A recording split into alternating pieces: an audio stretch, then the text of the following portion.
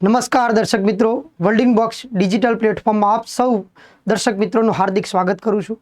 તો મિત્રો, આવનારી પરીક્ષા ચાહે જીપીએસસી હોય, સુપર ક્લાસ 3 હોય કે ક્લાસ 3 હોય કે પછી કોન્સ્ટેબલ કે પીએસઆઈની બેચ, કોઈ પણ પરીક્ષા તમે આપી રહ્યા છો તો આવનારી પરીક્ષા માટે સૌથી એવો અગત્યનો પોઈન્ટ આજે આપણે સાયન્સની અંદર અહીંયા રજૂ કરી રહ્યા છીએ।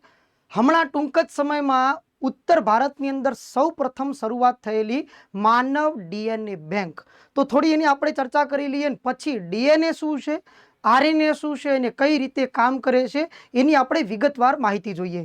તો મિત્રો, અહીંયા જોઈશું આપણે આજના જે માનવ જનીન શાસ્ત્ર, જેને આપણે જીનેટિક્સ તરીકે ઓળખીએ છીએ, એ જીનેટિક્સની અંદર આપણે જોઈશું રંગસૂત્રો રહેલા ડીએનએ, આરએનએ અને ડીએનએ બેંક, જે વારાણસી ખાતે આવેલી યુનિવર્સિટી છે, BHU બનારસ હિન્દુ યુનિવર્સિટી, આપણે જેને BHU શોર્ટ ફોર્મની અંદર ઓળખીએ છીએ।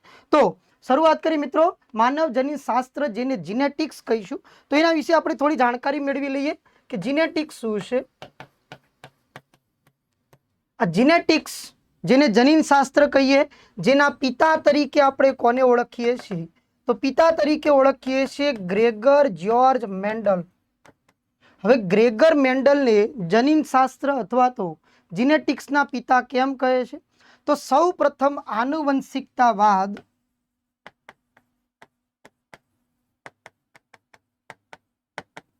કોના દ્વારા રજૂ થયેલ છે, તો ગ્રેગર મેન્ડલ। હવે આનુવંશિકતાવાદ માટે એમને વટાણાના છોડ પર પ્રયોગ કર્યો હતો। તો મિત્રો, ક્યારેક વટાણાનું સાયન્ટિફિક નામ પણ પૂછાઈ શકે છે, તો પીસમ સટાઇવમ તરીકે ઓળખવામાં આવે છે। એના આધારિત ગ્રેગર મેન્ડલે આનુવંશિકતાવાદ રજૂ કરેલો છે, માટે જ ગ્રેગર મેન્ડલને આપણે જનીન શાસ્ત્ર, જીનેટિક્સના પિતા તરીકે ઓળખીશું। જીન ભેદનને જીન થેરાપી તરીકે ઓળખીએ છીએ અને ફિંગરપ્રિન્ટ આધારિત કોઈ પણ ગુનો શોધવામાં આવે છે તો એને આપણે ફોરેન્સિક સાયન્સ તરીકે ઓળખીએ છીએ। તો જે મિત્રો ઓલરેડી ભણી ચૂકેલા છે અથવા તો જે નવા વિદ્યાર્થીઓ જોઈ રહ્યા છે, તો મને કોમેન્ટ બોક્સમાં કોમેન્ટ કરો મિત્રો, તો ફિંગરપ્રિન્ટના અભ્યાસને કયા નામે ઓળખવામાં આવે છે? ફરીથી કહું છું, ફિંગરપ્રિન્ટનો અભ્યાસ। હવે આપણે શરૂઆત કરીએ કે અહીંયા જે જોઈ રહ્યા છો સ્લાઇડની અંદર, તમને અહીંયા સેલ, હ્યુમન જે સેલ બતાવેલો છે, એ હ્યુમન સેલની અંદર રહેલી અંગિકાઓ, તદુપરાંત એમાં રહેલું ન્યુક્લિયસ, એટલે જેને આપણે કહીશું કોષ કેન્દ્ર, અને એ કોષ કેન્દ્રની અંદર ક્રોમોઝોમ, એટલે જેને આપણે કહીશું રંગસૂત્રો, અને એ રંગસૂત્રો શાના બનેલા, તો એ બનેલા છે ડીએનએ પ્લસ એમાં ઇન્ક્લુડેડ છે પ્રોટીન। મતલબ કોષ કેન્દ્રમાં શું આવેલા છે? રંગસૂત્રો। એ રંગસૂત્રો શાના બનેલા છે? ડીએનએ અને પ્રોટીનના બનેલા છે મિત્રો। તો આપણે કોષ કેન્દ્રમાં રહેલા પહેલા રંગસૂત્રો શું છે એના વિશે જાણીએ, પછી આપણે ચર્ચા કરીએ ડીએનએ અને આરએનએ વિશે સમજૂતી જોઈએ। તો મિત્રો, અહીંયા રંગસૂત્રો અલગ અલગ રીતે આપણા માનવ શરીરની અંદર જોવા મળે છે, પણ રંગસૂત્રોને ક્યારેક બીજા કયા શબ્દ તરીકે ઓળખવામાં આવે, તો એ યાદ રાખજો ને, ગુણસૂત્રો તરીકે ઓળખવામાં આવે। ઇંગ્લિશ શબ્દમાં જેને ક્રોમોઝોમ્સ તરીકે ઓળખવામાં આવે છે। રંગસૂત્રો, ગુણસૂત્રો અથવા તો ક્રોમોઝોમ હવે ક્યાં સ્થાન પામેલા હોય, તો કોષ કેન્દ્રમાં, ઓલરેડી કહી ચૂક્યા। કેવી રચના ધરાવે છે, તો રચના સંપૂર્ણપણે ગૂંચળામય છે, પણ આ ગૂંચળામય અવસ્થા ક્યારે વિભાજિત થાય છે, તો ફક્ત કોષ વિભાજન દરમિયાન સળિયા આકારના હોય છે। મતલબ રંગસૂત્રો કોષ વિભાજન દરમિયાન કેવા આકારના જોવા મળે છે? સળિયા આકારના। હવે કોષ વિભાજન એટલે શું? તો બે કોષમાંથી જ્યારે એક નવા કોષનું નિર્માણ થતું હોય ત્યારે એને કોષ વિભાજન કહેવાય। જેમ કે બેક્ટેરિયામાંથી બીજા બેક્ટેરિયાની ઉત્પત્તિ થાય છે, તો એમાં કોષ વિભાજનની પ્રક્રિયાની અંદર જોવા મળતી પ્રક્રિયાને આપણે કહીશું સંભાજન પ્રક્રિયા। જ્યારે હ્યુમનમાં જોવા મળતું લિંગી પ્રજનનમાં જોવા મળતી પ્રક્રિયાને આપણે કહીશું અર્ધીકરણ પ્રક્રિયા। અર્ધીકરણ એટલે શું? તો જનરલી છે આપણને ખ્યાલ જ છે કે મધરની અંદર 23મી જોડનું રંગસૂત્ર જોવા મળે XX, ફાધરમાં જોવા મળે છે XY। હવે આમાંથી કાં તો XX ની જોડી બને કાં તો XY ની જોડી બને, મતલબ આને અડધું માતાનું રંગસૂત્ર અડધું પિતાનું રંગસૂત્ર, મતલબ મેટર્નલ ક્રોમોઝોમ એન્ડ પેટર્નલ ક્રોમોઝોમમાંથી અડધું અડધું જાય છે, જેના કારણે પ્રક્રિયાને જે કોષ વિભાજન થાય છે એ પ્રક્રિયાને આપણે કેવી પ્રક્રિયા તરીકે ઓળખીએ છીએ? અર્ધીકરણની પ્રક્રિયા તરીકે ઓળખીએ છીએ મિત્રો. તો હવે આના આધારિત આપણા માનવ શરીરની અંદર કોષ વિભાજનની પ્રક્રિયા દરમિયાન ટોટલ માનવ શરીરની અંદર કેટલા રંગસૂત્રો આવેલા છે? તો ટોટલ 23 જોડ છે, એટલે કુલ રંગસૂત્રો કહીશું 46. પણ માનવ શરીરમાં ક્યારેક પૂછાય કે દૈહિક રંગસૂત્રો કેટલા આવેલા છે? તો યાદ રાખજો મિત્રો, 22 જોડ 44. ઓલરેડી હાલ ચર્ચા કરી કે સ્ત્રી અને પુરુષની અંદર કેટલા રંગસૂત્રો સમાન હોય? તો 22. પણ એક 23મી જોડનું રંગસૂત્ર છે જેને આપણે જાતીય રંગસૂત્ર અથવા તો સેક્સ્યુઅલ ક્રોમોઝોમ તરીકે ઓળખીએ છીએ, જે પુરુષની અંદર XY અને સ્ત્રીની અંદર XX જોવા મળે છે. એટલા માટે દૈહિક રંગસૂત્રો હ્યુમન બોડીમાં કેટલા હોય? 22 જોડ જોવા મળે. પણ કુલ રંગસૂત્રો કહેતો 23 જોડ, ચાહે સ્ત્રી હોય કે ચાહે પુરુષ, ટોટલ રંગસૂત્રો તો 23 જોડ જ જોવા મળે છે મિત્રો. તો હવે આ અર્ધીકરણની પ્રક્રિયા દરમિયાન જ્યારે કોષ વિભાજનની પ્રોસેસ થાય છે ત્યારે 23 જોડ રંગસૂત્રો કેવા દેખાય છે તો એ આપણે જોઈએ અહીંયા. તો અહીંયા જોઈ શકીએ છીએ 23 જોડ રંગસૂત્રો જનરલી છે. અહીંયા US national library of medicine દ્વારા આ એક ઇમેજ પ્રસ્તુત કરવામાં આવેલી છે. એના આધારિત અહીંયા જોઈએ છે કે સૌથી મોટું રંગસૂત્ર આકારની દ્રષ્ટિએ આપણે જોઈ શકતા હોય તો સૌથી મોટું રંગસૂત્ર આકારની દ્રષ્ટિએ કયું છે મિત્રો? તો નંબર 1 છે. નંબર 1 જે હ્યુમન રંગસૂત્રોમાં સૌથી મોટું રંગસૂત્ર છે. હવે પૂછાય કે સૌથી નાનું રંગસૂત્ર, તો યાદ રાખવું છે નંબર, ઘણા લોકોને એમ થાય 23મું લખી આવે, તો બિલકુલ ખોટું છે. તો અહીંયા તમે જોઈ શકો છો 21મી રંગસૂત્ર કરતાં 22 અને 23મું રંગસૂત્ર મોટું છે, માટે સૌથી નાનું રંગસૂત્ર છે રંગસૂત્ર નંબર 21. તો પરીક્ષા માટે આવા યાદ રાખજો, ક્યારેક ક્યારેક કામમાં આવી શકે છે કે સૌથી મોટું રંગસૂત્ર છે હ્યુમન બોડીમાં પહેલા નંબરનું, સૌથી નાનું રંગસૂત્ર કહેતો 21મા નંબરનું છે. તો આ જ્યારે આ 23 જોડ રંગસૂત્રો છે એને 4 ભાગમાં આપણે વહેંચણી કરી છે. તો રંગસૂત્રોના કેટલા પ્રકાર છે? તો રંગસૂત્રોના 4 પ્રકાર.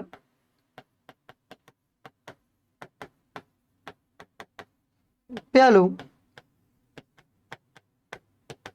મેટાસેન્ટ્રિક, બીજું સબ મેટાસેન્ટ્રિક, 3 નંબર એક્રોસેન્ટ્રિક અને 4 નંબર ટીલોસેન્ટ્રિક. હવે કઈ રીતે? તો રંગસૂત્ર જ્યારે આપણે પહેલી ઇમેજ જોઈ એમાં આવું કંઈક દેખાતું હતું. તો વચ્ચેનો જે ભાગ છે એને સેન્ટ્રોમિયર કહેવાય. આ સેન્ટ્રોમિયરથી અપર એન્ટેના, લોઅર એન્ટેના એ સિમિલિયર પોર્શનમાં જોવા મળતા હોય. કદાચ સિમિલિયર કરતાં આપણા એન્ટેના સામાન્યતઃ મોટું જોવા મળતું હોય છે.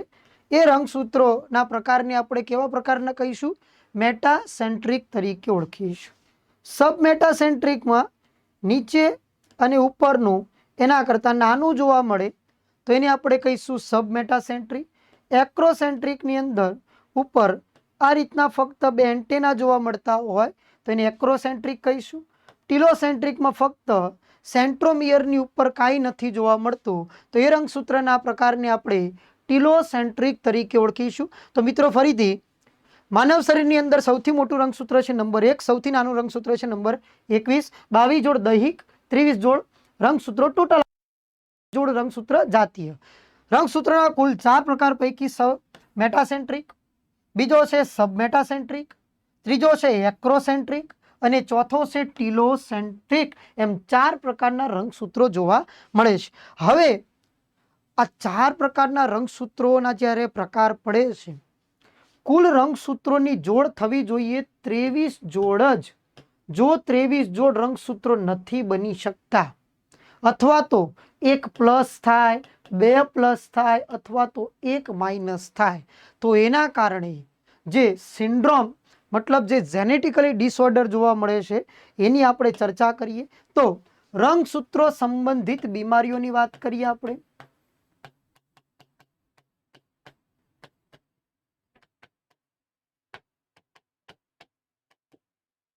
અને છેલ્લે આપણે ચર્ચા કરીશું આપણે કે ડીએનએ બેંક શું છે, કેમ બનાવવામાં આવેલી છે. તો રંગસૂત્ર સંબંધિત બીમારી પૈકી પહેલી બીમારીની વાત કરીએ, ડાઉન સિન્ડ્રોમ. ડાઉન સિન્ડ્રોમ મતલબ જેમાં 47 રંગસૂત્રો આવેલા હોય.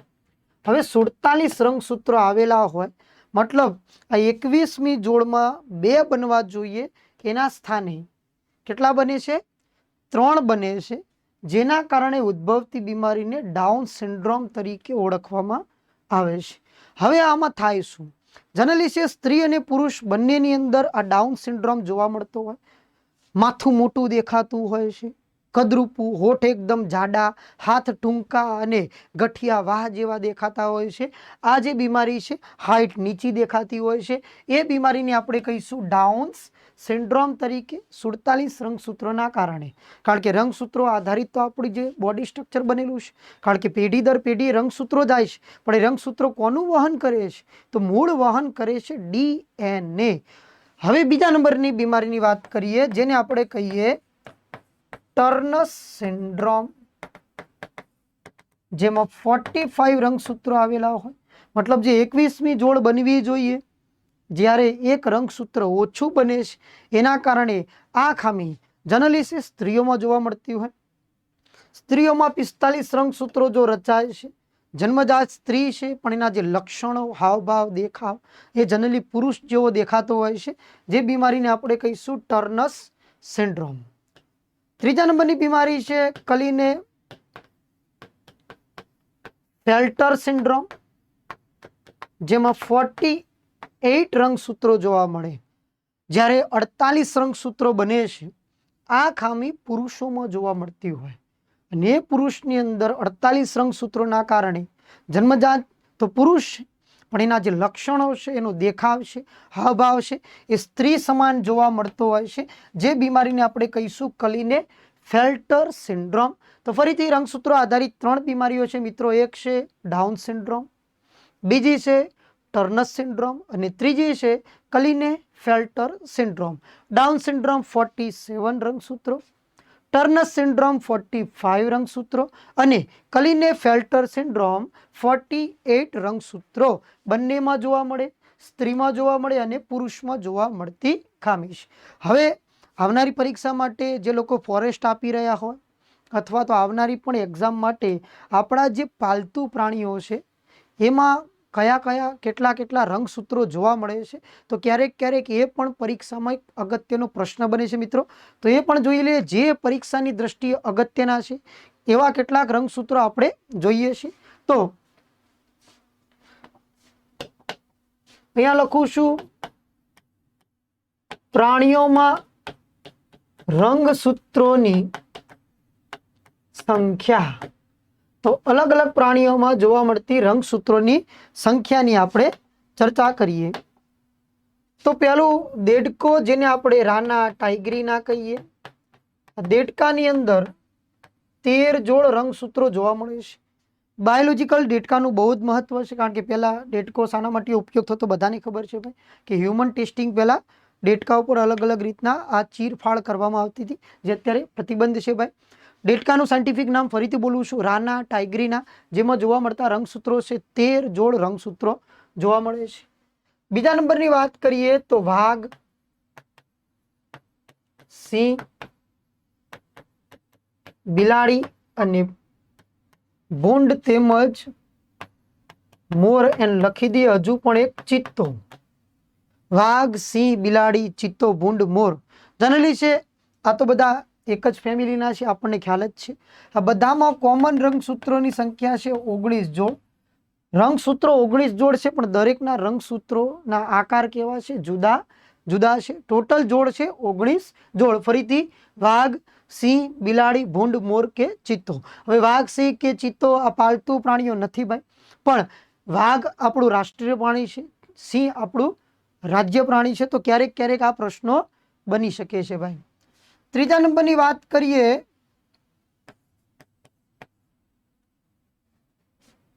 ત્રીજા નંબરની આપણે વાત કરીશું વાંદરો.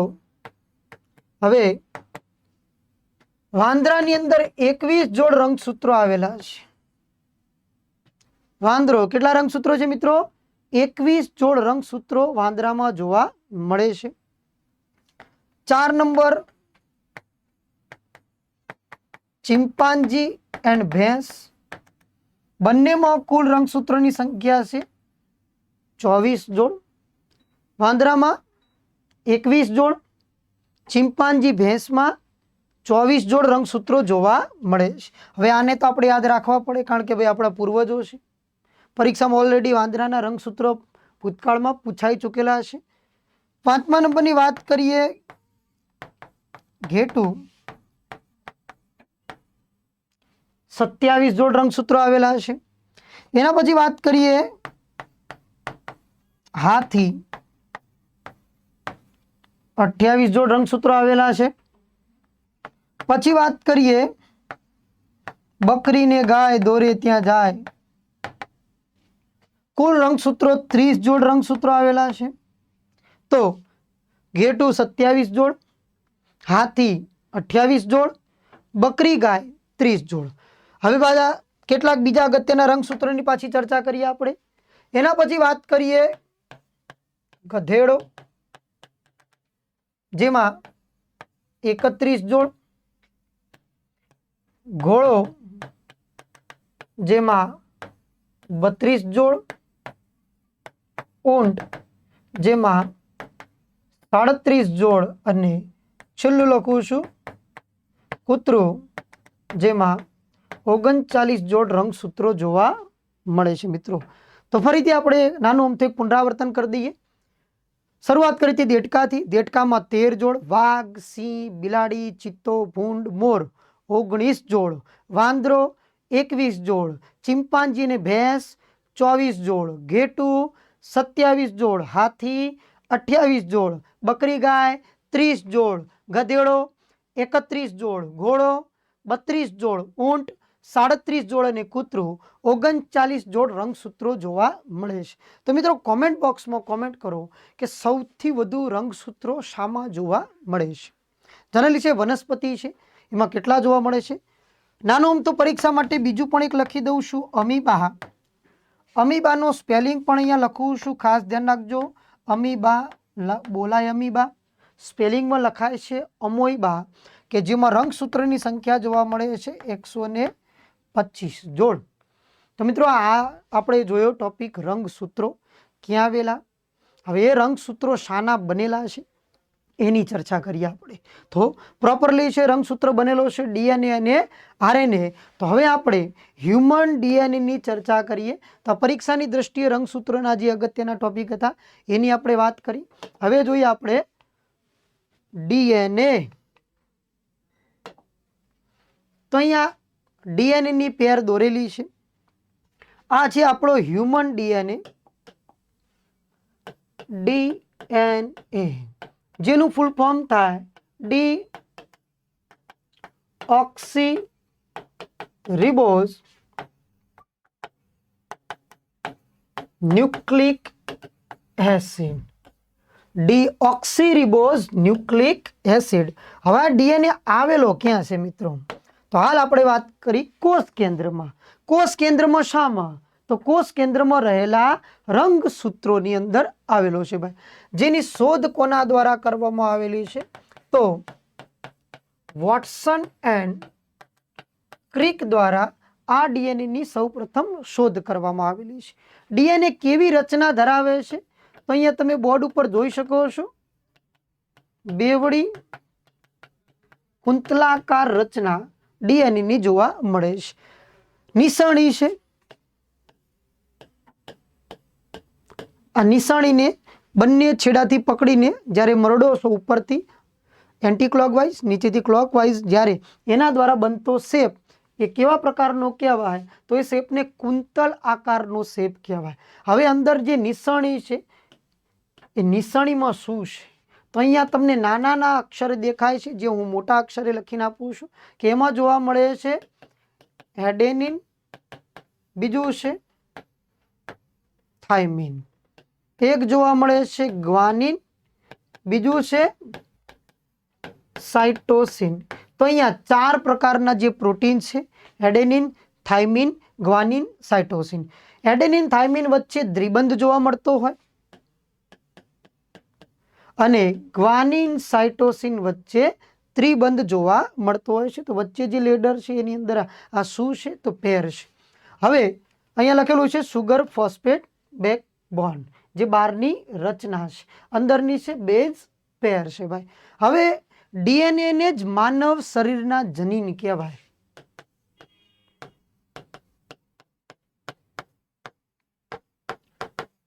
હવે માનવ શરીરના જનીન, જેને આપણે જીન્સ તરીકે ઓળખીએ છીએ, તો ડીએનએ ને જ કેમ કહેવામાં આવે છે? કારણ કે વર્ષોની પેઢીઓ સુધી આ ડીએનએ ખૂબ જ સ્થાયી અવસ્થા ધરાવે છે, જે આરએનએ ધરાવી શકતો નથી. એટલા જ માટે વારાણસી ખાતે હમણાં આપણે વાત કરી બનારસ હિન્દુ યુનિવર્સિટી, તો જેને આપણે કઈ બેંક તરીકે ઓળખી? ડીએનએ બેંકની.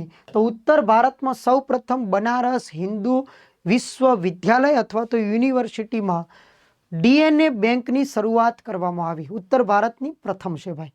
હવે કેમ કરવામાં આવી? તો આ ડીએનએ બેંક શું કામ કરે? તો હવે ડીએનએ બેંકનું કામ શું છે મિત્રો? તો હવે માની લો કે કોઈક પ્રજાતિ અથવા તો જેમ કે ગીધ. હવે ગીધ એ કેવું છે? લુપ્ત થવાના આરે. તો મતલબ એ ગીધના ડીએનએ હવે સંગ્રહિત કરવામાં આવે તો એ ડીએનએને આપણે ડેવલપ કરીને ફરીથી એ લુપ્ત થતી પ્રજાતિને આપણે શું કરી શકીએ છીએ? બચાવી શકીએ છીએ. પણ આ જે ડીએનએ બેંક છે એ કેવી છે? તો માનવ ડીએનએ બેંક છે ભાઈ. બનારસ હિન્દુ યુનિવર્સિટીમાં જે બેંક બનાવવામાં આવેલી છે કઈ છે? તો માનવ ડીએનએ બેંક. હવે માનવ ડીએનએ બેંકમાં આપણા ડીએનએ ક્યાંથી કલેક્ટ કરે છે? તો મતલબ આપણી લાળ દ્વારા ડીએનએ, આપણી લાળમાં પણ પ્રેઝન્ટ છે. આપણા માથાના વાળ, પણ વાળમાં ડીએનએ હંમેશા એના મૂળની અંદર હોય છે. આપણા નખમાં પણ ડીએનએ છે, આપણી સ્કિનમાં પણ ડીએનએ છે, આપણા બ્લડમાં પણ ડીએનએ છે. તો આ ડીએનએ સેમ્પલને કલેક્ટ કરશે. મતલબ માની લો કે કોઈ એવી પેઢી દર પેઢી જતી બીમારીઓ છે, એના ઉપર જનરલી છે 30 મિનિટમાં તો ડીએનએની અલગ કરવાની ઓલરેડી એની અંદર વ્યવસ્થા છે. એવું બની ચૂકેલું છે કે આવનારી પેઢીમાં જેનેટિકલી જે ડિસઓર્ડર છે, ડીએનએ ટુ ડીએનએ જ્યારે જાય છે, તો મતલબ ખરાબ ડીએનએને ત્યાંથી નીકાળીને એ ડીએનએને કૃત્રિમ રીતે સંવર્ધિત કરીને આવનારી પેઢીમાં મૂકવામાં આવે, જેના કારણે જે જેનેટિકલી ડિસઓર્ડર છે આવનારી પેઢીમાં જઈ શકતો નથી. આ હેતુથી કામ કરે છે. આવનારા સમયમાં ઓલરેડી આપણે બાયોમેટ્રિકનો ઉપયોગ કરીએ છીએ, તો આવનારા સમયમાં ગુના શોધક માટે પણ આ એક અગત્યનું કામકાજ છે ડીએનએ. એટલા માટે બનારસ હિન્દુ યુનિવર્સિટીમાં સૌ પ્રથમ માનવ ડીએનએ બેંકની શરૂઆત થઈ છે. આવનારી પરીક્ષા માટે મોસ્ટ આઈએમપી પ્રશ્ન યાદ રાખજો. વારાણસી ખાતે, ફરીથી બોલું છું યુનિવર્સિટીનું નામ, બનારસ હિન્દુ યુનિવર્સિટી. ઓકે મિત્રો, તો હવે આ ડીએનએ કાર્ય શું કરે? તો ઓલરેડી આપણે ચર્ચા તો કરી ચૂક્યા કે ખૂબ જ સ્થાયી અવસ્થા ધરાવે છે. પેઢી દર પેઢી જે જનીનિક માહિતીઓનું વહન એ કોના દ્વારા થાય છે? તો ડીએનએ. કારણ કે ડીએનએ મૂળ તો હતા રંગસૂત્રો, તો આવનારી પેઢીમાં ગયું શું? તો રંગસૂત્રો. પણ એ રંગસૂત્રોમાં છે શું મૂળ? ડીએનએ. ડી ઓક્સીરિબોઝ ન્યુક્લિક એસિડ શોધ કરી હતી વોટસન એન્ડ ક્રિક દ્વારા. હવે વાત કરીએ, આ ડીએનએ એકલા જ કામ કરે મિત્રો? આ કેન્દ્ર, આ કોષ, એમાં રહેલું કેન્દ્ર, કેન્દ્રમાં આ ડીએનએ કેટલો લાંબો હોય? હવે આપણા કોષ તો માઇક્રોમીટરનો મતલબ થાય તમે 1 મીટર લઈ લો, એના 10 લાખ ભાગ કરો, એ જે 10 લાખમો ભાગ એટલે માઇક્રો કહેવાય, જેને આપણે માઇક્રોન કહીએ, મ્યુએમ. હવે આપણા કોષ માઇક્રોમીટરના છે અને એનું રહેલું કેન્દ્ર કેટલું નાનું હશે મિત્રો? એમાં ડીએનએ એક કોષ કેન્દ્રમાં કેટલો લાંબો હોય? તો એપ્રોક્સ 2 મીટર લાંબો હોય છે. પણ પરીક્ષાની દ્રષ્ટિએ 2 મીટર લાંબો પ્રશ્ન પૂછાય સંભાવના નથી. તો કેવું પૂછાઈ શકે કે ડીએનએના 1 કુંતલ ની લંબાઈ કેટલી હોય છે? તો 34 એંગસ્ટ્રોમ. આ ડીએનએ કેટલો પહોળો હોય છે? તો એ પહોળાઈ છે 20 એંગસ્ટ્રોમ, લંબાઈ છે 34 એંગસ્ટ્રોમ. હવે ઘણાને એંગસ્ટ્રોમ એટલે શું તો એ પણ કહી દઈએ. એંગસ્ટ્રોમ એ માથે 0 લખવાનું. 1 એંગસ્ટ્રોમ એટલે 10⁻10 મીટર. 1 મીટરનો 10⁻10 ભાગ. આટલો નાનો ડીએનએ, મતલબ એના 1 કુંતલની લંબાઈ છે 34 એંગસ્ટ્રોમ. ડીએનએની પહોળાઈ કે તો 20 એંગસ્ટ્રોમ જોવા મળે. ડીએનએનું કાર્ય શું? તો પેઢી દર પેઢી જનીનિક માહિતીઓને પહોંચાડવાનું કામ કરે છે. હવે આપણો જે કોષ છે મિત્રો, એ પોતાનું બંધારણ જાળવી રાખવા માટે જેની ઇન્ફોર્મેશન ક્યાંથી મળે છે? તો ડીએનએ દ્વારા. મતલબ પ્રોટીન સંશ્લેષિત કરવું પડે તો જ આપણો કોષ પોતાનું બંધારણ જાળવી શકે છે, અન્યથા જાળવી શકતો નથી. બીજી એક ખાસ બાબત નોંધ કરજો મિત્રો કે કોષની અંગિકા એક એવી અંગિકા છે જે પોતાના ડીએનએ ધરાવે છે, સાથે સાથે પ્રોટીન સંશ્લેષણ કરવા માટેના રિબોઝોમ્સ ધરાવે છે. એકમાત્ર અંગિકા છે, અંગિકાનું નામ છે કણાભસૂત્ર. કણાભસૂત્ર જેને આપણે મિટોકોન્ડ્રિયા તરીકે ઓળખીશું. કણાભસૂત્રને કયા નામથી ઓળખવામાં આવે? મિટોકોન્ડ્રિયા. ઇંગ્લિશની અંદર ઓલરેડી ડીવાયએસઓમાં પ્રશ્ન પૂછાઈ ચૂક્યો છો કે નીચેનામાંથી કઈ અંગિકા પોતાના ડીએનએ અને રિબોઝોમ્સ ધરાવે છે? Option A mitochondria, option B endoplasmic reticulum, option C ribosomes, option D Golgi કાય. પણ હવે મિટોકોન્ડ્રિયા કોને કહેવાય એ જ ખબર ના હોય તો કણાભસૂત્ર. કણાભસૂત્ર પોતાનું અડધું કામ અડધું સ્વાયત્ત કરે છે ભાઈ, એટલા માટે એને અર્ધ સ્વાયત્ત અંગિકા કહેવાય છે. ગ્લાયકોલિસિસ પ્રોસેસથી એટીપી એડીપી મુક્ત કરે છે, એટલા જ માટે એને કોષનું પાવર હાઉસ અથવા તો શક્તિ ઘર કહે છે. હવે આપણા કોષનું બંધારણ જાળવી રાખવું હોય તો પ્રોટીન સંશ્લેષિત થવું અનિવાર્ય છે. તો હવે કોષ કેન્દ્રમાં રહેલું ડીએનએ એ માહિતી કોને આપશે? તો હવે આપણે જોઈએ કે એની માહિતી લઈ કોણ જાય છે. તો અહીંયા બોર્ડ ઉપર દેખાય છે, એની માહિતી લઈ જાય છે આરએનએ. આરએનએ જેને આપણે કહીશું રિબોઝ ન્યુક્લિક એસિડ. તો મતલબ જો ડીએનએ આરએનએ બંનેમાં એક શબ્દ આવે છે રિબોઝ, બીજો એ આવે છે ન્યુક્લિક એસિડ. મતલબ પ્રોટીન શાનો બનેલો છે? એમિનો એસિડમાં.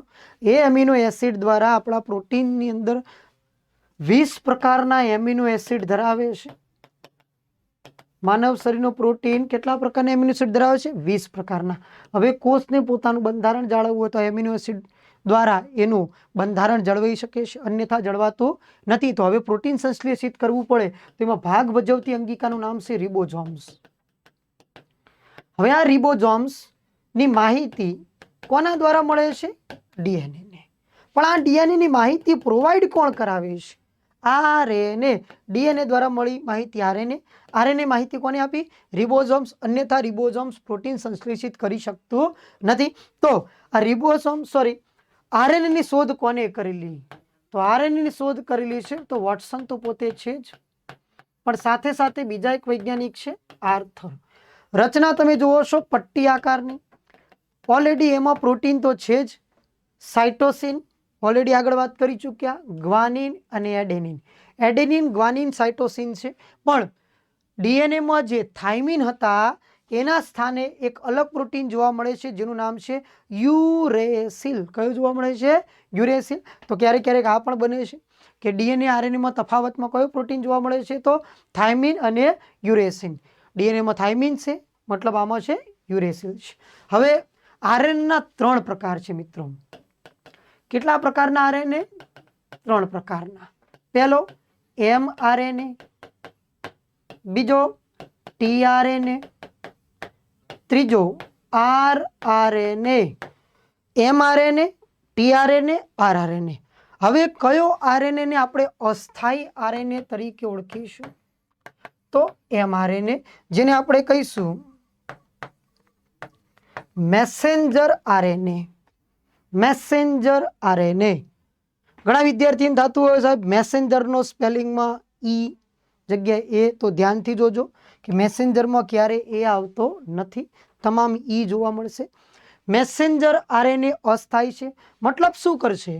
ડીએનએ ટુ એ માહિતી કોષ કેન્દ્રમાંથી નીકળ્યો અને રિબોઝોમ સુધી પહોંચાડશે, એટલે આરએનએ કેવું થઈ જશે? નષ્ટ પામશે. હવે રિબોઝોમને પ્રોટીન સંશ્લેષિત એક જગ્યાએથી બીજી જગ્યાએ કરવું હોય તો ટ્રાન્સપોર્ટ કરવું પડે, તો એ ટ્રાન્સપોર્ટની માહિતી કયા આરએનએ જોડે છે? ટી આરએનએ જોડે છે. હવે કઈ કઈ જગ્યાએ પ્રોટીન સંશ્લેષિત કરવાના છે? તો એની માહિતી છે આર આરએનએ, જેને આપણે કહીશું રિબોઝોમલ આરએનએ. તો મતલબ તમે સમજી ગયા ભાઈ કે એકલો કોઈ પણ જીવમાં ડીએનએ હોતો નથી. ડીએનએ સાથે સાથે આરએનએ હોય જ છે, પણ એકમાત્ર એવી સૂક્ષ્મ જીવ સૃષ્ટિ છે કે જે કાં તો એકલા ડીએનએ ધરાવતી હોય, કાં તો એકલા આરએનએ ધરાવતી હોય, એવી માત્ર જીવ સૃષ્ટિ છે વાયરસ. બાકી પૃથ્વી પરના તમામ વનસ્પતિ કે તમામ જીવોમાં ડીએનએ આરએનએ કોમ્બિનેશન જોવા મળે છે. ખાસ બાબતનું ધ્યાન રાખજો, વાયરસ જ કાં તો ડીએનએ પેટન્ટ હોય કાં તો આરએનએ પેટન્ટ ધરાવતા હોય છે. તેનો મતલબ આરએનએ આપણે શું કીધું ભાઈ? તો ડીએનએ એન્ડ રિબોઝોમ્સ વચ્ચેના દૂત કહેવાય. મતલબ પ્રોટીન સંશ્લેષિત કરવાની માહિતી ડીએનએ ટુ રિબોઝોમ સુધી કોણ પહોંચાડવાનું કામ કરશે? આરએનએ. મતલબ આરએનએ વગર કોષ કેન્દ્રમાંથી માહિતી કોષ સુધી પહોંચી શકતી નથી મિત્રો. તો આવા અગત્યનો ટોપિક આજે આપણે ચર્ચા કરી ચૂક્યા, જેને માનવ જનીન શાસ્ત્ર પરીક્ષાની દ્રષ્ટિએ મિત્રો ખૂબ જ અગત્યનો ટોપિક છે. તો મિત્રો આવા જ અવનવા ટોપિક સાથે આપણે ફરીથી નેક્સ્ટ લેક્ચરની અંદર મળીશું. તો રજા લઈએ. જય હિન્દ, વંદે માતરમ, હર હર મહાદેવ.